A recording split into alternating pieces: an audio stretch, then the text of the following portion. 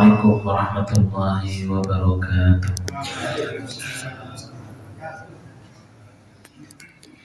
Innal hamdalillah nahmaduhu wa nasta'inuhu wa nastaghfiruh wa na'udzu billahi min shururi anfusina wa min sayyiati a'malina. May yahdihillahu fala mudilla lahu wa may yudlil fala hadiya lahu. Asyhadu an la ilaha illallah wahdahu la syarika lah wa asyhadu anna Muhammadan abduhu wa rasuluh la nabiyya wa la rasula ba'da. Allahumma salli wa sallim ala nabiyyina Muhammad wa ala alihi wa sahbihi wa man ihtada bi hadihi ila yaumiddin.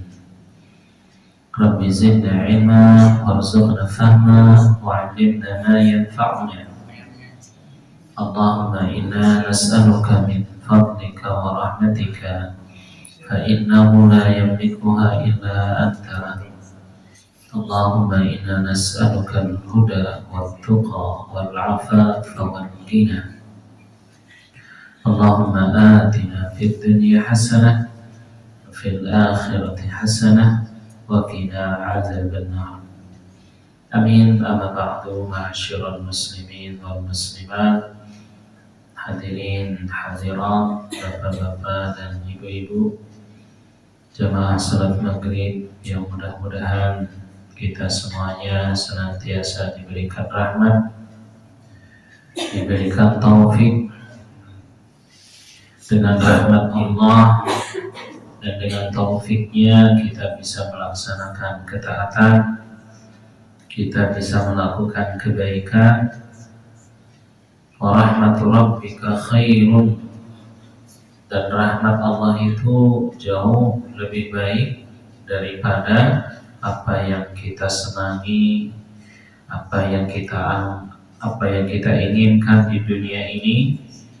Keutamaan dan rahmat dari Allah jauh lebih besar, jauh lebih baik.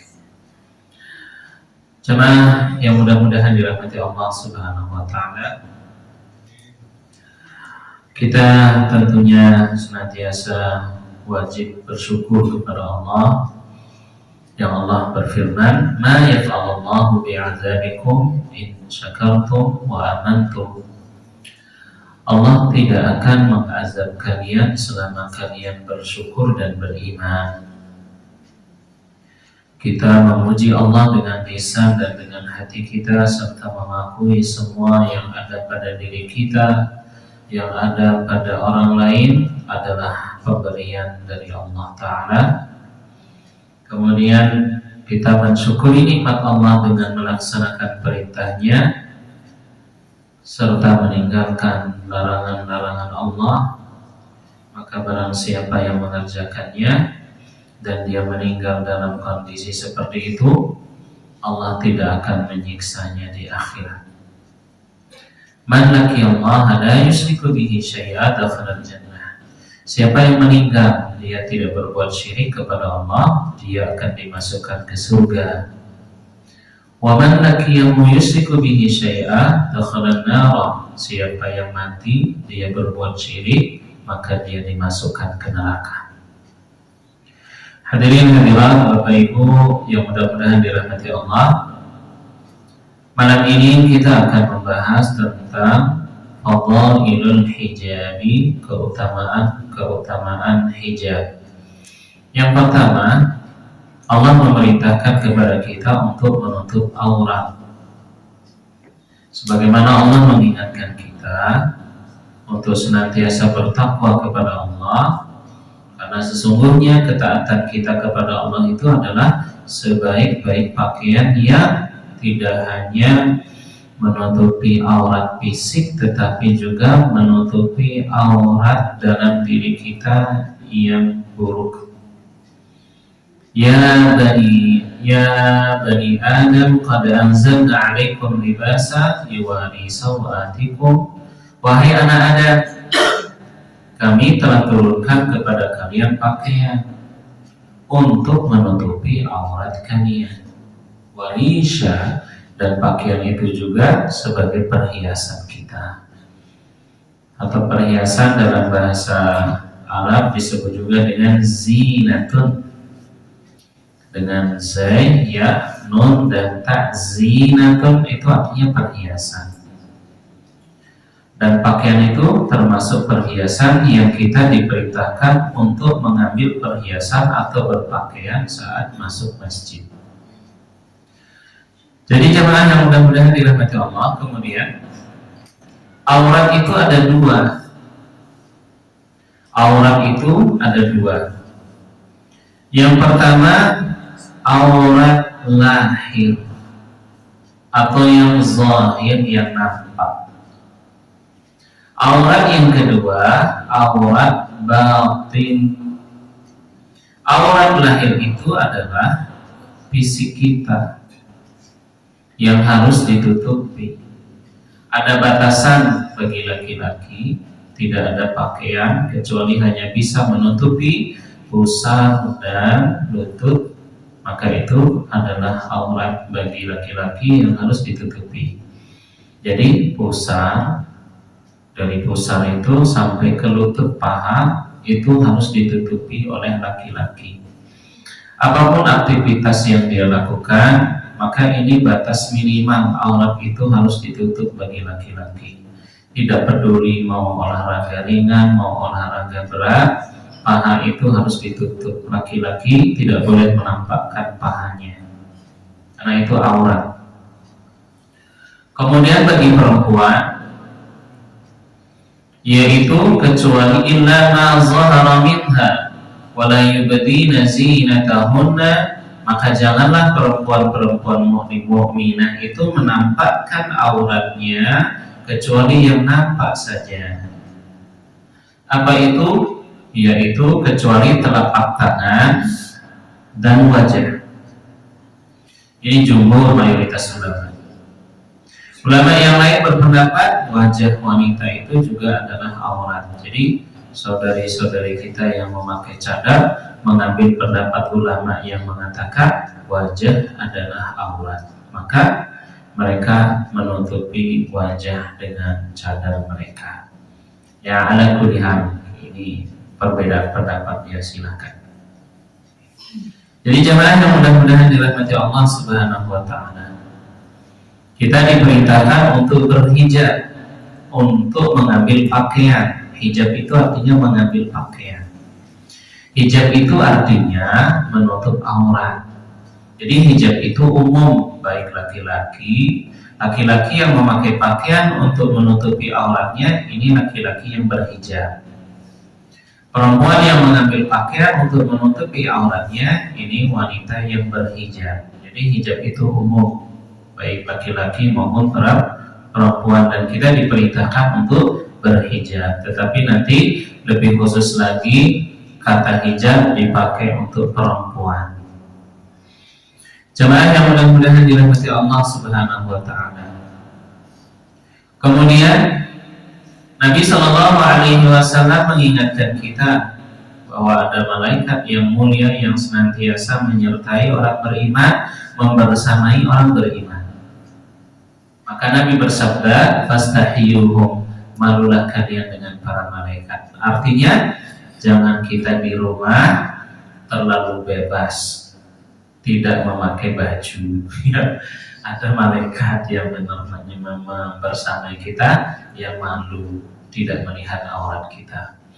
Jadi malaikat itu tidak bersama kita saat ke kamar mandi, melepas baju, dan yang ketiga saat jima suami dan istri. Ada jamaah nanya, terus bagaimana kalau orang bermaksiat di kamar mandi, malaikat dia ikut masuk, berarti malaikat tidak lihat dosanya? Ya, ini pertanyaan. Apakah malaikat yang tidak membersamai orang beriman saat jima suami istri, saat lepas pakaian, saat kamar mandi, hanya malaikat yang di depan dan di belakang, ataukah semua malaikat? Nah, ini wallahu a'lam bishawab.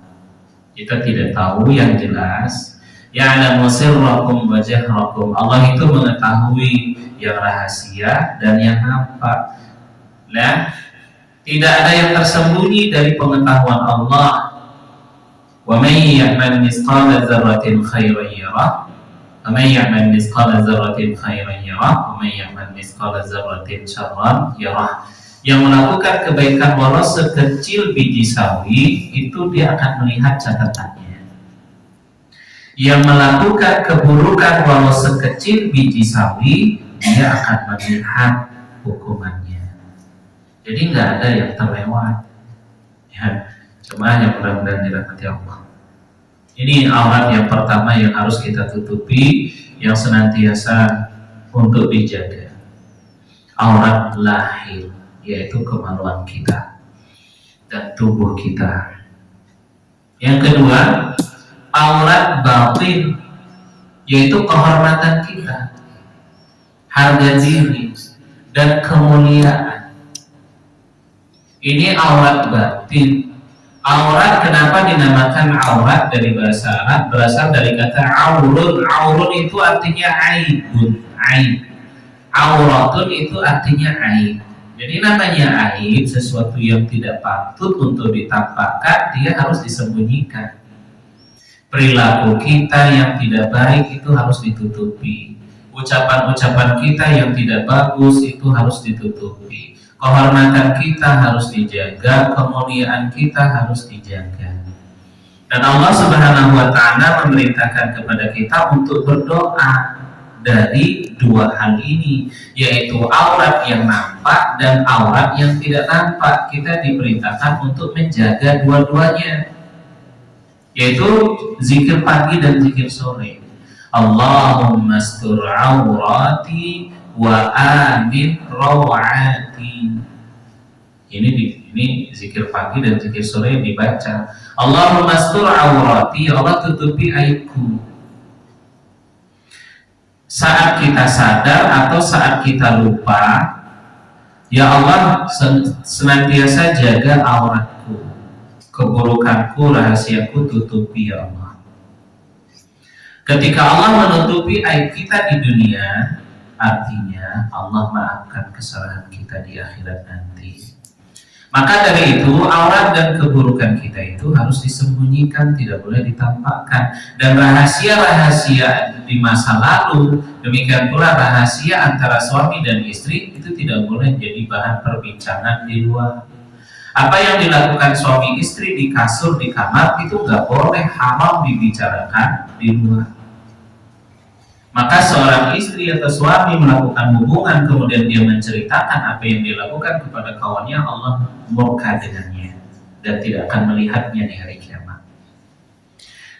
Ya, itu sesuatu yang halal suami istri nggak boleh diceritakan, dan itu termasuk aurat, itu harus ditutupi.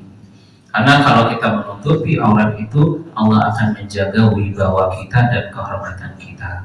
Jadi aurat yang lahir, rawah itu kehormatan dan wibawa kita. Jadi seorang muslim penting untuk selalu menjaga kehormatannya, menjaga wibawanya, bukan berarti jahil. Ya, kalau bahasa sekarang ya itu yang sangat dibutuhkan istilahnya itu personal branding.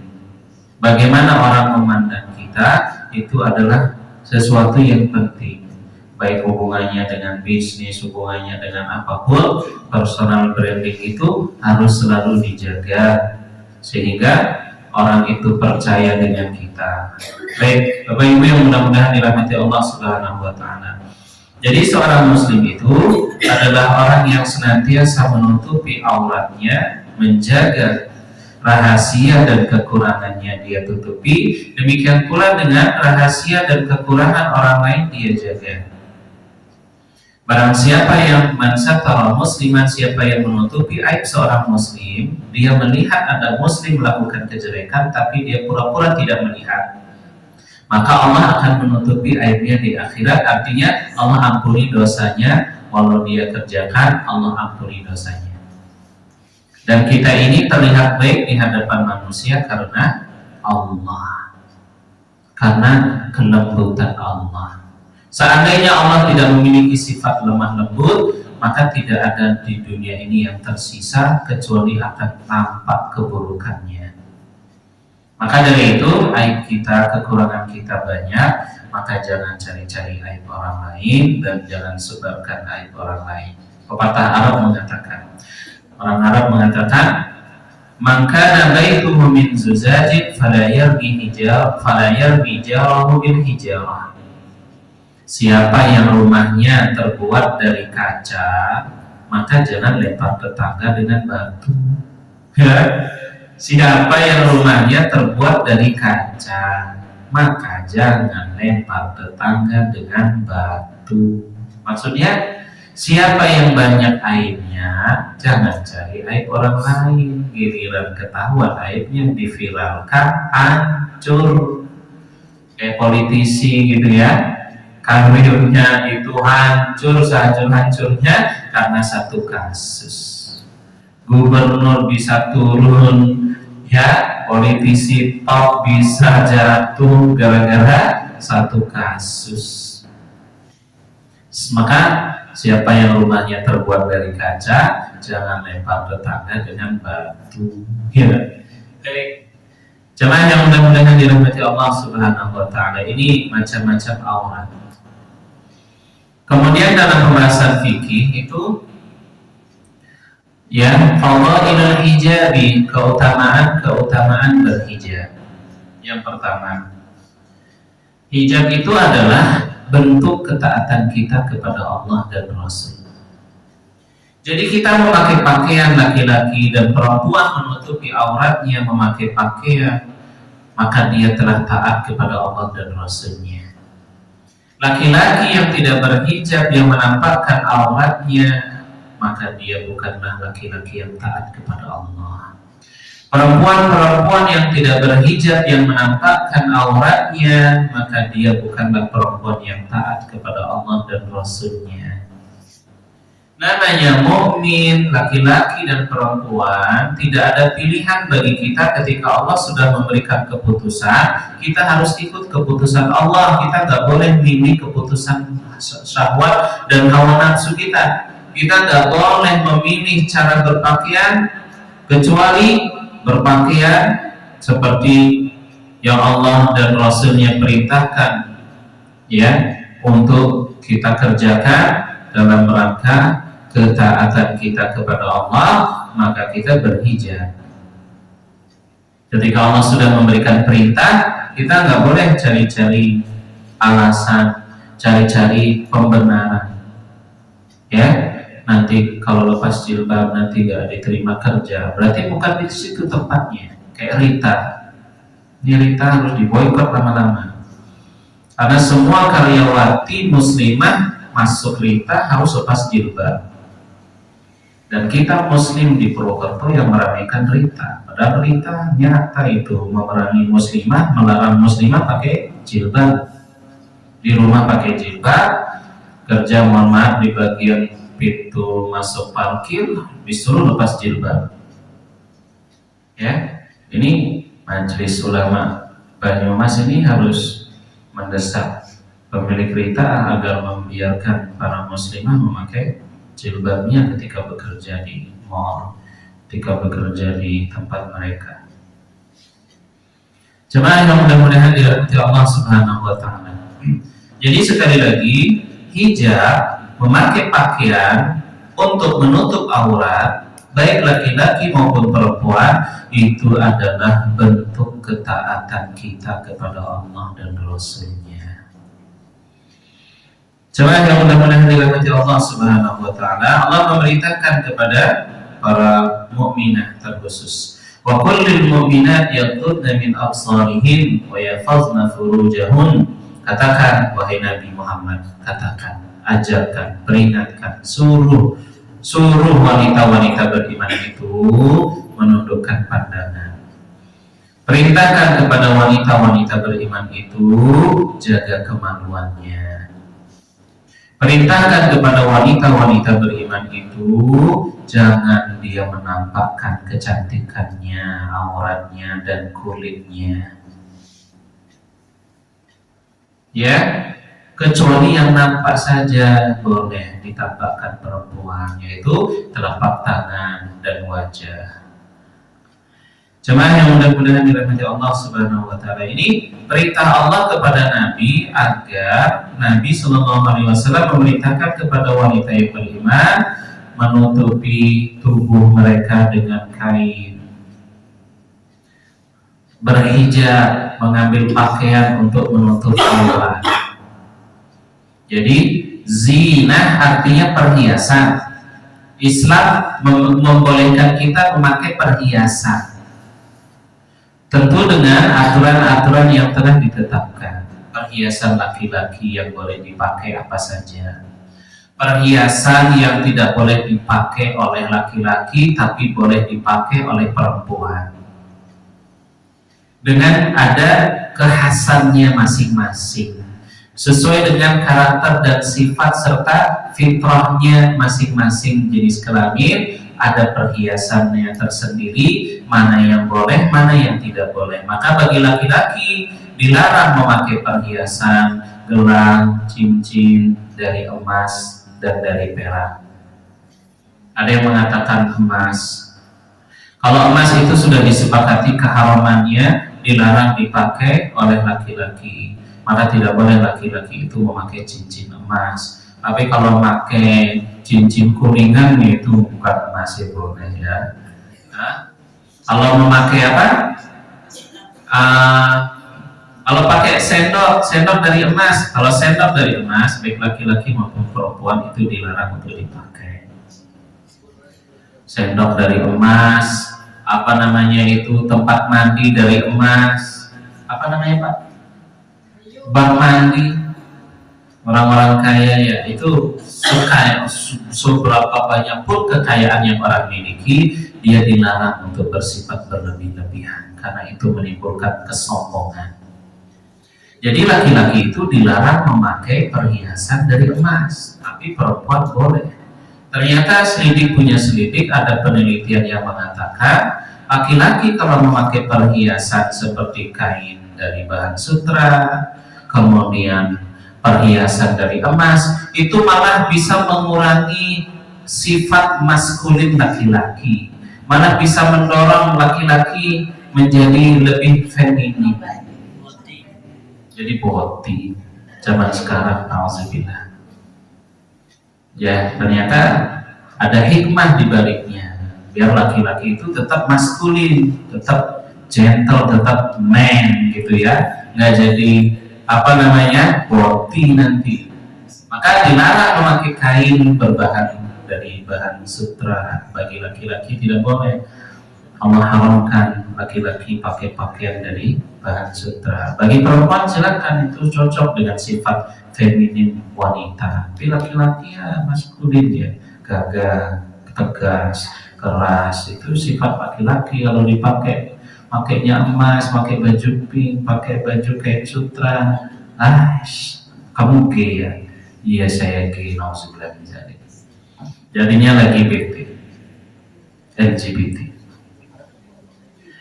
Jemaah yang mudah-mudahan dirahmati Allah. Jadi yang pertama, hijab itu adalah bentuk ketaatan kepada Allah dan Rasul. Jadi kalau nggak menutup aurat, ini bukan orang yang taat. Suka nggak suka ya bukan orang yang taat. Orang yang taatnya tutup aurat, berhijab, pakai pakaian, pakai perhiasan boleh, pakai parfum, wanita pakai parfum boleh. Tapi di rumah, kalau keluar ganti bajunya yang tidak ada minyak wanginya. Ayyuma imra'atin istaqarat famarrat 'ala ar-rajul 'ala ar-rijali liyajidariha fahiya zaniyah. Perempuan mana saja yang pakai minyak wangi kemudian melewati laki-laki agar dicium bau harumnya, maka perempuan itu adalah pezina. Jadi Nabi yang mengatakan tegas, Nabi itu lembut, tapi sisi aturan Nabi itu tegas. Karena itu bisa menimbulkan fitnah bagi laki-laki. Bayangkan Bapak Ibu, duri di jalan itu dibiarin atau disingkirkan? Duri saja yang bisa mengenai, mencelakai kaki kita, bisa menyakiti kaki seseorang, duri dan sejenisnya yang mengganggu di jalan itu disingkirkan. Mana yang lebih besar dampak buruk yang akan terjadi? Dampak buruknya yang lebih besar mana? perempuan pakai baju seksi atau baju atau duri di jalan? Mana dampaknya yang lebih besar bagi laki-laki itu mana? Perempuan pakai baju seksi, jogging pakai celana ketat itu dampaknya lebih besar daripada duri. Jadi duri saja harus disingkirkan. Berarti perempuan jogging pakai baju seksi harus diapakan? Singkirkan. Ya kita nggak bisa seperti itu karena kita ada aturannya. Nggak bisa berbuat kita seenaknya, menghakimi seenaknya. Yang bisa dilakukan laki-laki ya mengalihkan pandangan, tutup basar, menutup pandangan. Cuma kan berseliweran kayak kucing, apalagi dari Ahad Sabtu. Wah. Baik Bapak Ibu yang mudah-mudahan dirahmati. Jadi duri saja itu harus disingkirkan. Maka Nabi itu tegas, sebab-sebab segala sesuatu, sarana-sarana, fasilitas yang bisa membuat laki-laki berdosa, Islam itu menutupnya, mencegah saduz dzari'ah, mencegah terjadinya perbuatan dosa, atau yang disebut dengan mencegah lahirnya fitnah. Agar fitnah itu tidak muncul, maka Nabi melarang perempuan kalau keluar jangan pakai minyak wangi. Di rumah silakan pakai minyak wangi. Kalau di luar ya pakai sesuatu kayak deodoran, yang boleh dipakai, mandi pakai sabunnya sewajarnya, karena itu juga baunya beberapa menit setelahnya akan hilang. Ya deodoran yang lainnya boleh dipakai, tapi minyak wangi. Bapak-bapak ya lagi nggak ada istri, berbulan-bulan nggak ketemu istri, di lampu merah lagi mau lewat perempuan cantik, baunya harum, syur, kebayang sampai sholat, subhanallah. Semua laki-laki begitu, mau ustadz, mau imam, sama aja semuanya, ada syahwat, ada keinginan. Kebayang, sudah nikah mau bujang sama aja. Malah orang nikah itu malah lebih liar pikirannya karena udah mengalami dengan istrinya. Ya, tapi kalau bujang kan ngawang itu, nerawang itu nggak jelas. Mau bujang mau nikah itu sama aja, ada syahwatnya. Maka agar tidak muncul fitnah, itu dipakainya di rumah saja. Ada baju-baju yang disenangi tapi bajunya kakinya, lengannya nampak, itu boleh dipakai di rumah saja di depan suami. Tapi kalau keluar jangan dipakai. Itu bisa membuat laki-laki berdosa. Apalagi divideokan, dipoto, dipasang status. Wah, itu lebih berat. Dampak yang akan dipikul itu lebih berat daripada hanya lewat. Jadi yang lewat saja itu punya dampak buruk, apalagi yang divideokan, dipiralkan, itu lebih berat lagi.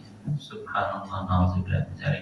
Jadi Islam itu sebelum lahirnya AI kayak zaman sekarang itu ya, Islam itu sudah perintahkan perempuan jangan tampakkan perhiasan, seksinya tubuh, kulit putih, wajah cantik itu jangan ditampakkan, ditutupi. Sekarang lebih-lebih lagi. Maka orang yang paham dampak buruk dari teknologi AI tidak mau sembarang posting foto dirinya, karena banyak sekali aplikasi zaman sekarang itu seperti aplikasi yang dibuat oleh Elon Musk itu ya, yang sudah dilarang tapi masih disembunyikan, dan itu bisa didapatkan dengan cara berbayar.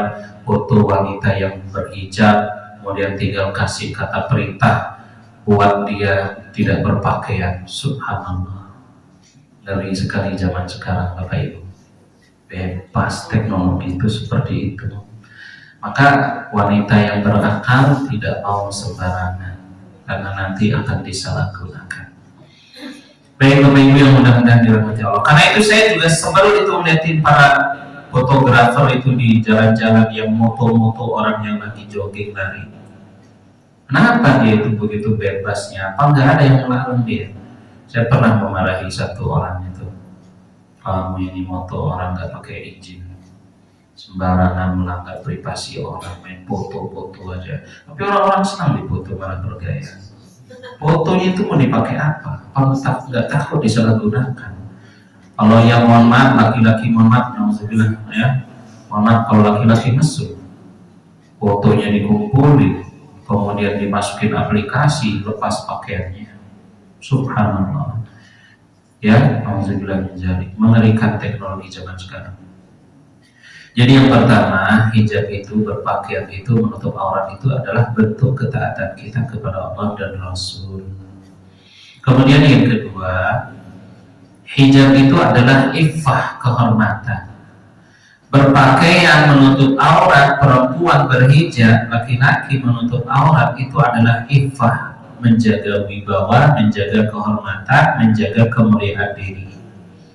Ya, Allah memerintahkan kepada Nabi, ya ayuhan Nabi, wahai Nabi sallallahu alaihi wasallam, qul, katakan, li azwajika, kepada istri-istrimu, wa banatika, kepada putri-putrimu wahai Nabi, wa nisa'il mu'minin, dan kepada perempuan-perempuan yang beriman, yudnina 'alaihinna min jalabibihin, agar para wanita itu menurunkan kain pakaian mereka, pakai pakaian yang longgar, yang lebar.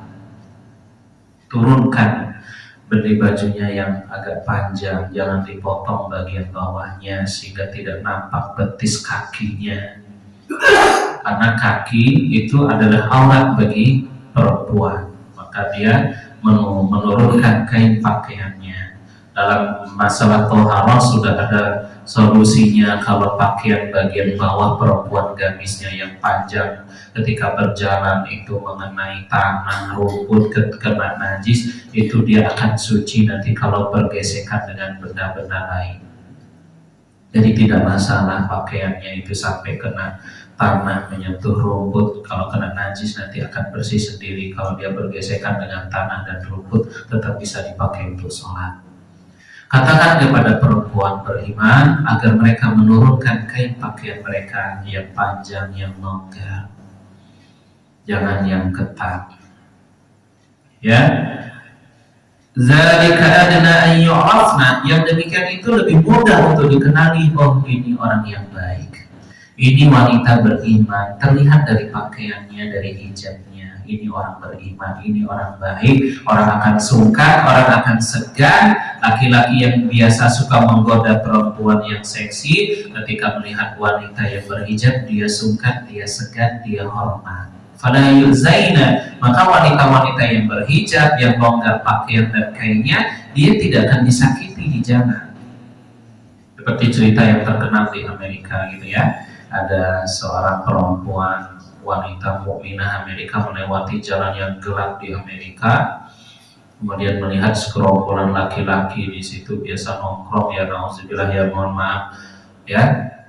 Ketika dia lewat, karena dia berhijab, maka dia dijaga oleh Allah Subhanahu wa taala. Keesokan harinya ada berita di tempat yang sama, laki-laki itu memperkosa wanita. Tapi dia lewat, orang-orang segan, Allah menjaganya karena pakaiannya. Jadi itu lebih mudah untuk dikenal sebagai orang yang baik. Maka orang-orang yang memakai pakaian, bahkan ya, itu diperintahkan untuk ditutupi. Karena itu nggak pas, tidak patut wanita yang bercadar kok malah joget-joget. Kan itu untuk ditutupi, kok malah dia malah bikin video, jadi konten kreator, jadi ya joget-joget, pakaian jilbab lebar, atau malah bercadar, malah joget-joget. Nggak tahan, kayaknya gatel, pengen pamer kecantikan gitu, pengen cari validasi, pujian dan pengakuan, maka nggak tahan, tangannya gatel, kayaknya pengen posting dirinya gitu ya. Baik.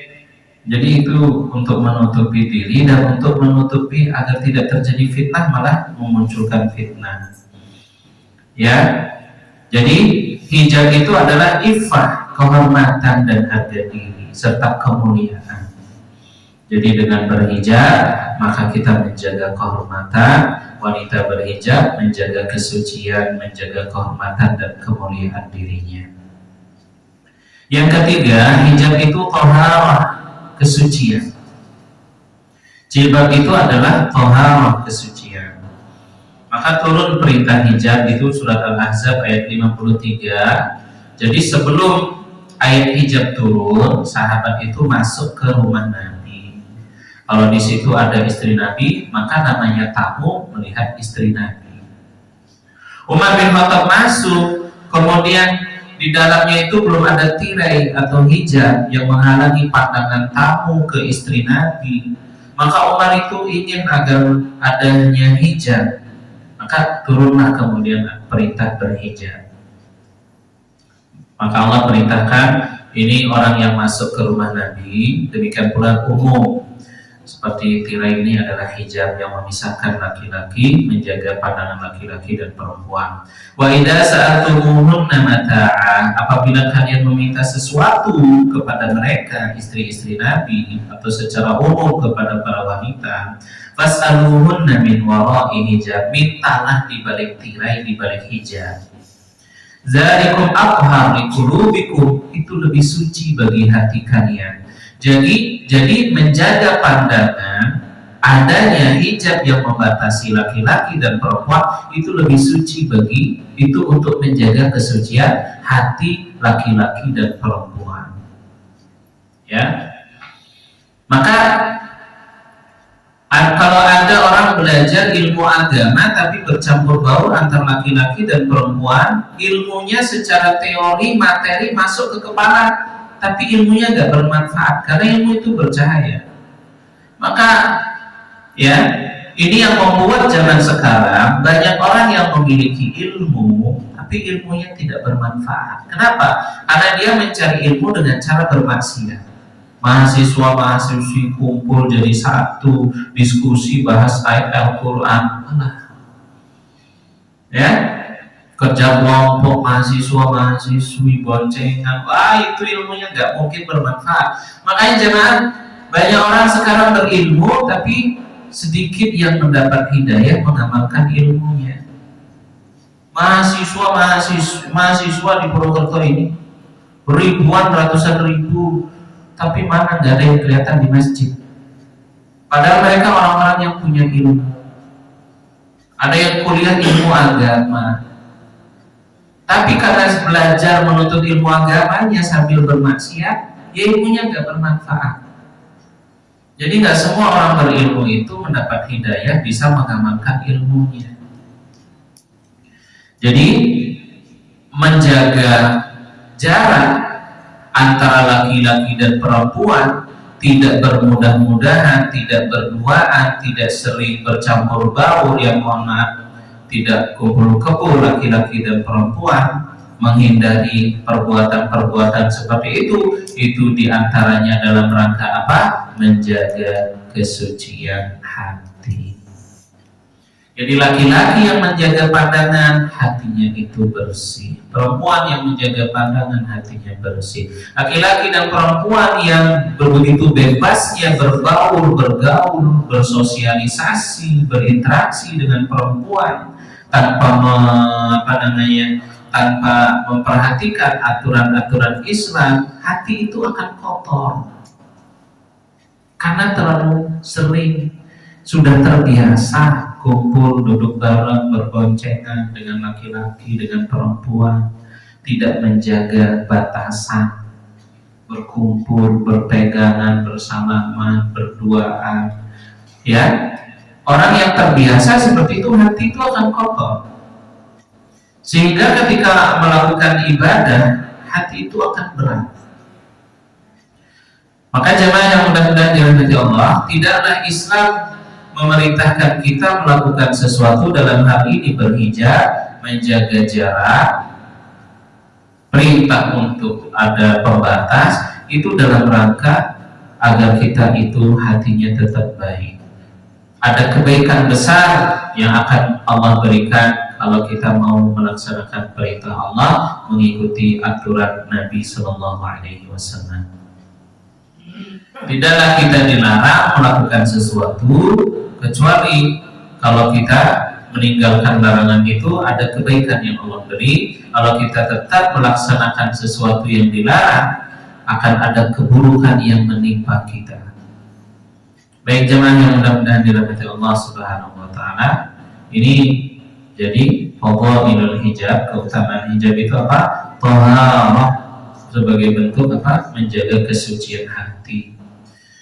Allah Subhanahu wa taala perintahkan kepada, dahulu ayat ini turun kepada istri-istri Nabi, tetapi juga umum berlaku kepada setiap wanita beriman. Al-Ahzab ayat 32, kepada para perempuan, fala takhda'na bil qaul, wahai para wanita, ketika berbicara dengan laki-laki asing, janganlah kalian berbicara dengan nada suara yang lembut, karena itu bisa menimbulkan fitnah di hati orang yang mendengar.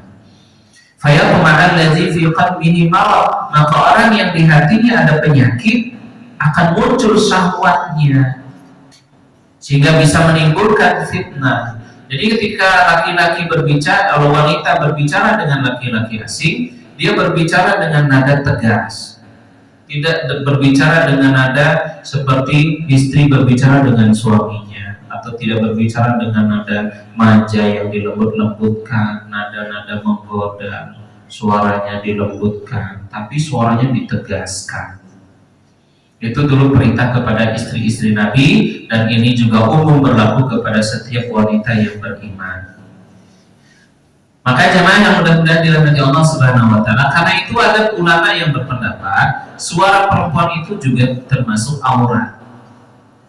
Ya, karena itu wanita-wanita yang bernyanyi dengan suara dengan apa?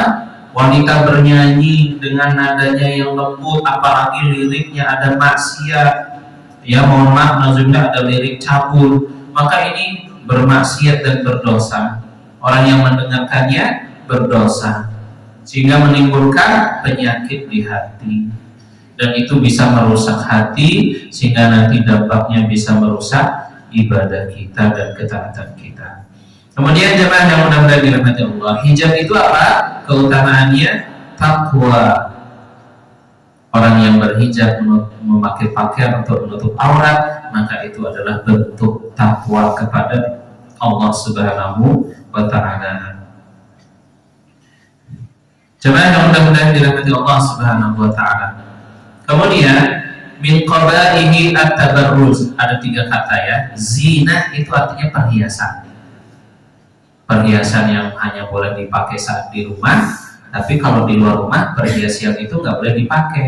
Seperti para perempuan, parfum gitu ya, baju-baju yang hanya boleh dipakai di rumah itu boleh dipakai perhiasan di rumah, tapi ketika di luar itu tidak boleh dipakai. Demikian pula dengan laki-laki. Tapi kalau memakai perhiasan diniatkan untuk menampakkan aurat dan kecantikan, ini namanya tabarruz. Tabarruz itu adalah keluar dari ketaatan. Dia mau memakai pakaian, ya, itu untuk apa? Berhias, untuk ditampakkan di depan orang sebagai bentuk perhiasan, melampaui batas dan berlebihan sampai nampak kecantikan dan nampak aurat. Jadi segala bentuk pakaian yang menampakkan aurat dan perhiasan, maka itu namanya tabarruz. Tabarruz itu apa? Kejelekannya yang pertama, maksiat. Orang yang menampakkan aurat dan perhiasannya itu adalah orang yang bermaksiat kepada Allah dan Rasul-Nya. Nabi Shallallahu Alaihi Wasallam bersabda, "Kullu ummati yadkhuluna jannah illa man aba." Setiap umatku akan masuk surga kecuali orang yang enggan. Siapa yang enggan? Yang mentaatiku masuk surga, yang bermaksiat menyelisihi perintahku, maka dia enggan masuk surga. Maka perempuan-perempuan yang menampakkan auratnya, dia enggan masuk surga. Perempuan-perempuan yang menjaga auratnya, maka dia mentaati Allah, Allah masukkan dia ke dalam surga. Baik, kemudian yang kedua, sedikit lagi. Orang yang menampakkan aurat, menampakkan perhiasannya, dia dilaknat oleh Allah dan Rasul-Nya. Nabi Shallallahu Alaihi Wasallam bersabda, "Saya bunuh fi akhir ummati nisa'un kasiyatun 'ariyat." Akan ada nanti di akhir umatku ada wanita-wanita yang dia berpakaian tapi sejatinya telanjang. Ada ru'usihinna ka'asnimatil ukhti.